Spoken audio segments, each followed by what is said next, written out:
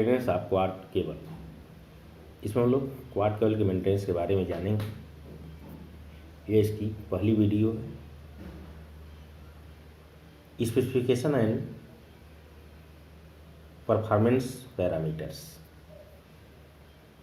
Type of cables with constructions as below are used in RE area 0+M+N where 0 denotes number of carrier quads जिसकी diameter होती है 1.2 mm।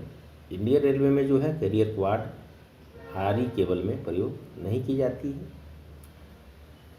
M indicate VF quads, wire frequency quad. इसमें प्रत्येक जो conductors होती है उसकी diameter 0.9 mm होती है। और N indicates number of paired quads. ये जो पेड क्वाड होती है ये पॉलीथिलीन इंसुलेटेड होती है और इस पे जो ब्लॉक उपकरण चलते हैं। और जो VF क्वाड होती है उस पे remote control, section control, emergency control, gate telephone इत्यादि सर्किटें इस पे ऑपरेट होती हैं।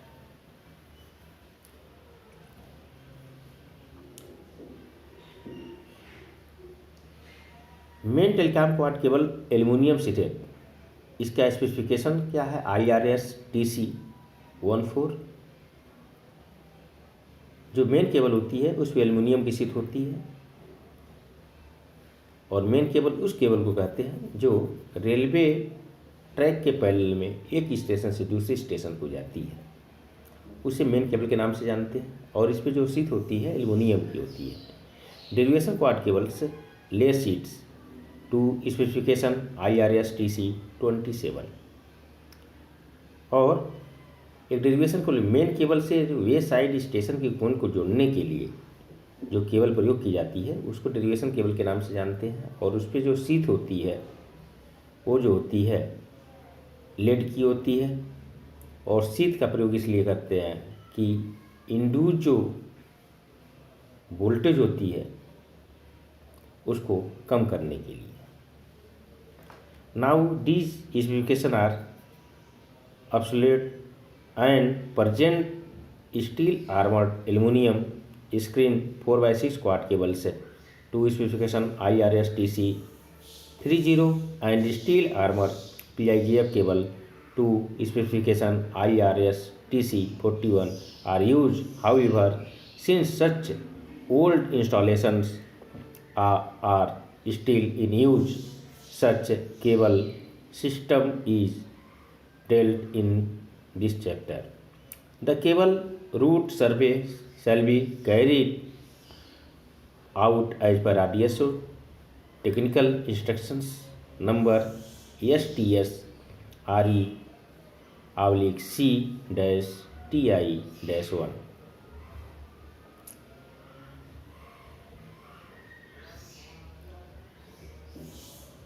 Telecom cable huts are provided at every station।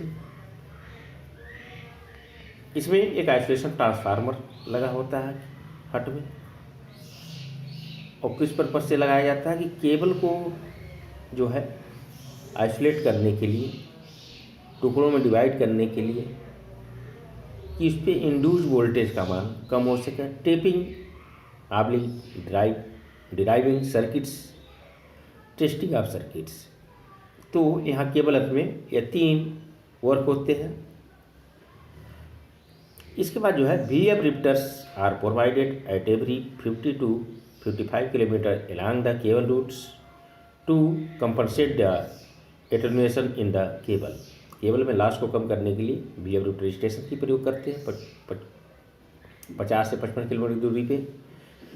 Notice board prohibiting और entry the unauthorized person in the repeater station shall be displayed at the prominent place of the repeater premises।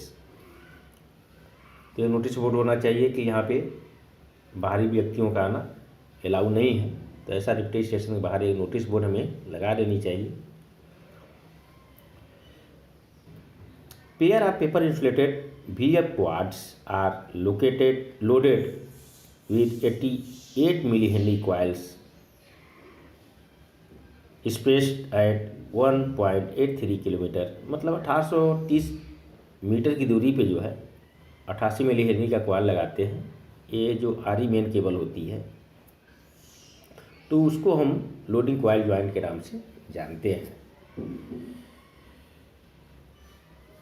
इसकी जो characteristic impedance होती है 1120 ohms eight 800 hertz frequency पे होती है। Attenuation की बात की जाए तो 0.2 dB per kilometre at 800 hertz. Cable jointing, cable में जो ज्वाइंट लगते हैं वो कई प्रकार के ज्वाइंट होते हैं। पहला जो ज्वाइंट है स्ट्रेट ज्वाइंट्स, मतलब इसमें सीधे तारों को लेकर वायर से कंडक्टर को लेकर ट्विस्ट कर दिया जाता है, तो ऐसे ज्वाइंट को हम स्ट्रेट ज्वाइंट के नाम से जानते हैं। ट्रांसफार्मर ज्वाइंट्स देखते होंगे कि जहाँ पे हमारी इमरजेंसी सर्किट्स होती है वहाँ पे एक आइसोलेशन ट्रांसफार्मर लगाते हैं हम, और उससे जो है सॉकेट को हम वायर ले जाते हैं। तो इस प्रकार की जो ज्वाइंट होती है उसे हम ट्रांसफार्मर ज्वाइंट के नाम से जानते हैं। लोडिंग कॉइल ज्वाइंट जैसा कि अभी हमने देखा कि 1.83 किलोमीटर या 1830 मीटर की दूरी पे जो है लोडिंग कॉइल ज्वाइंट लगाते हैं। लोडिंग कॉइल ज्वाइंट लगाने से फ़ायदा क्या होता है कि लॉसेस कम हो जाती है, केबल में जो स्पीच लॉसेस है कम हो जाती है। कंडेंसर ज्वाइंट जो है हाफ लोडिंग सेक्शन में लगाते हैं और इसको लगाने से क्रॉस टॉक की समस्या दूर हो जाती है। Main cable termination, maintenance of quad cable में अर्थिंग जो है बहुत इंपॉर्टेंट रोल अदा करती है। It is provided on metallic screen armour of the cable and equipments in VF repeater stations, cable hut to afford safety to personnel against shocks and protect equipment against surge and high voltage and to limit the induced voltage to safe value। तो earthing का बहुत ही महत्वपूर्ण role है personal जो maintainer है उसकी safety के लिए, प्लस केबल में जो है इंड्यूस्ड वोल्टेज या हाई वोल्टेज आती है तो उससे प्रोटेक्शन के लिए जो है अर्थिंग, उसके जो है जो आर्मर होती है उस पर प्रत्येक स्टेशन पे जब डीपी में केबल टर्मिनेट होती है तो वहाँ पे करनी चाहिए। और बीच में कभी हम केबल पे ज्वाइंट लगाते हैं तो उसकी जो आर्मर होती है उसको किसी वायर के माध्यम से अच्छे से सोल्डर कर देना चाहिए, कनेक्ट कर देना चाहिए, वो डिस्कनेक्ट नहीं होना चाहिए। ऐसे कंडीशन में अगर वो डिस्कनेक्ट होता है तो ऐसे कंडीशन में क्या होगा, अर्थिंग जो है प्रॉपर नहीं मिलेगा और यही वो एरिया आरी एरिया होगी या 25 kVA पे ट्रेनें चल रही हैं तो पूरे सर्किट्स में क्या आती है, शोर आना शुरू हो जाएगी। तो इससे बचने के लिए जो है हमें जो है केबल में आर्मर को अर्थ करना जरूरी होता है। Limits of earth resistance, surge arrester lightning dischargers not more than 10 ohms,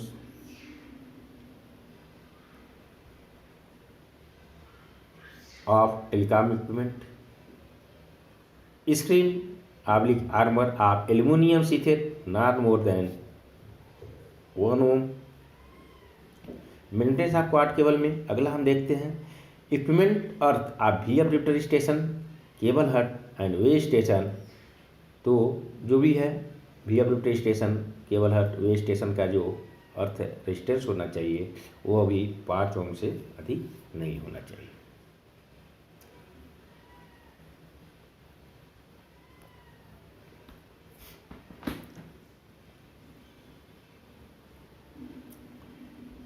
introductions for laying of cables, cable की लेइंग कैसे करेंगे हम।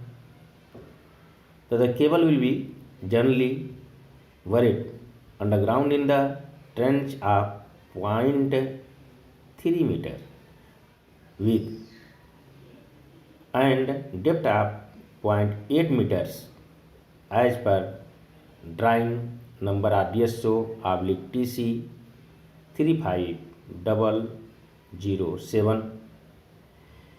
If more than one cable is to be laid in the same trench, the width can be increased up to 0.5 metre.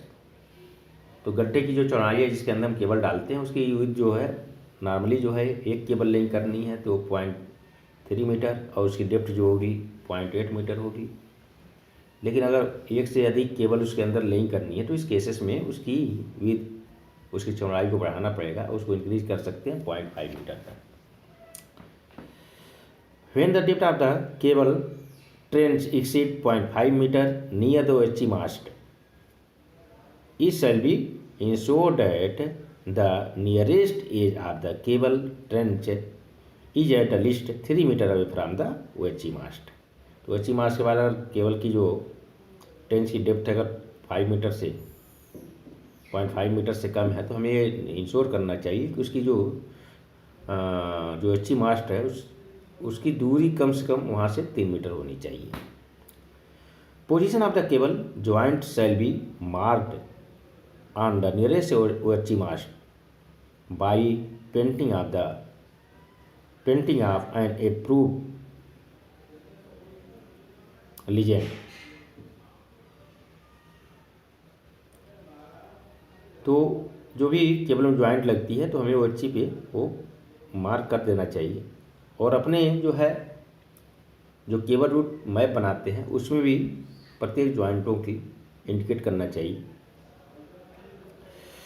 Where an independent earth is provided for an OHE structure the cable shall be laid at least 1 meter away from such earthing. Outside station limits, the cable shall generally be laid at standard distance from 10 meter from the center of the nearest track. तो nearest track के centre से 10 metre की दूरी पे कम से कम हमारी cable होनी चाहिए. When signaling and telecommunication cable are laid in the same trench, a distance of about 100 mm is to be maintained between them by placing bricks between them at interval of 2 meters. तो signalling और telecom cable कई trench में अगर lead हो रही हैं तो ऐसे कंडीशंस में उनके बीच में हमें दोनों के बीच में कम से कम गैपिंग जो रखनी चाहिए 100 mm की रखनी चाहिए. ST and LT power cables and telecommunication cables shall not be laid in the same trench. ST and LT power cable जहाँ पे भी हैं और अगर टेलीकॉम केबल भी हम लेइंग करना चाह रहे हैं तो जहाँ पे ST और LT पावर केबल्स हैं उस ट्रेंच में हमें कभी लेड नहीं डालनी चाहिए, उसके अंदर लेड नहीं करना चाहिए. The cable laid parallel to the track shall normally be buried at the depth of 0.8 metre hole while those laid across the tracks must be 1 meters below the rail flanks. अगर कहीं पर track को cross करना normally तो इसकी जो depth होनी चाहिए 0.8 मीटर होनी चाहिए जो ट्रैक के पैरेलल में चलिएगा. तो कहीं भी हमको ट्रैक क्रॉस करानी है तो वहाँ पे जो केबल की गहराई होगी रेल फ्लैंक्स से जो है 1 मीटर नीचे होना चाहिए. The trench for the telecommunication cable shall be kept as far away as possible from the trench for the power cable. तो पावर केबल से हमेशा टेलीकम्युनिकेशन की केबल्स का जो ट्रेंच है दूर रखना चाहिए.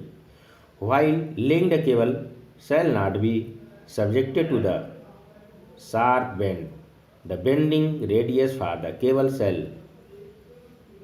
in no case be less than 20 times the diameter of the cables. in case of lead sheath armor cable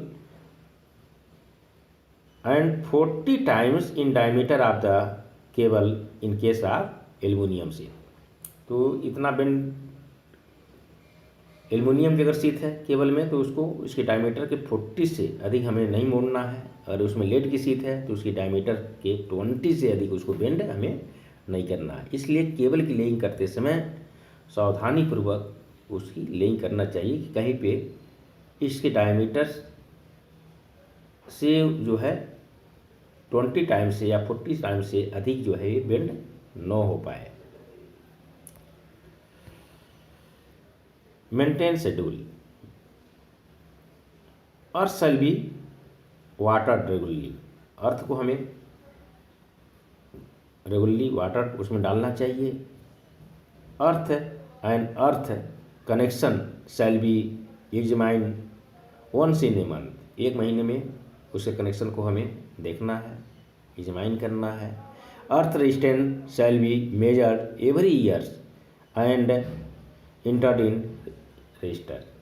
प्रत्येक वर्ष में अर्थ रेजिस्टेंस को हमें मेजर करना है और अपना जो रजिस्टर बनाए हैं उसमें एंट्री भी करनी होती है। मेंटेनेंस स्टाफ ऑफ रिफ्टर station and test room shall regularly monitor the performance of circuits every day. Each emergency socket shall be inspected once in a 15 days by the maintainer for its performance and good shape and the making on OHC mast shall be well painted. No two consecutive sockets along the route shall remain faulty। तो हमें जो हमारी section में प्रत्येक kilometre पे emergency सॉकेटें लगी होती हैं उसकी हमें हर 15 दिन में अनुरक्षण करना है, उसकी टेस्टिंग करनी है। और इसका जो इंडिकेशन होता है वो अच्छी जो मास्ट हमारी बनी होती है उसके पोल पे हम इसका इंडिकेशन बनाते हैं एरो से।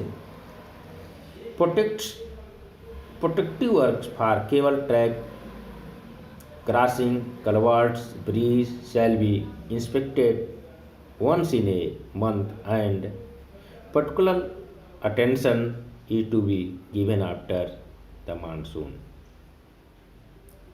तो कलवर्ट पे पोजीशन, केबल की ब्रिज पे, क्रॉसिंग पे, ये सब हमें देखते रहना चाहिए। धन्यवाद, नमस्कार।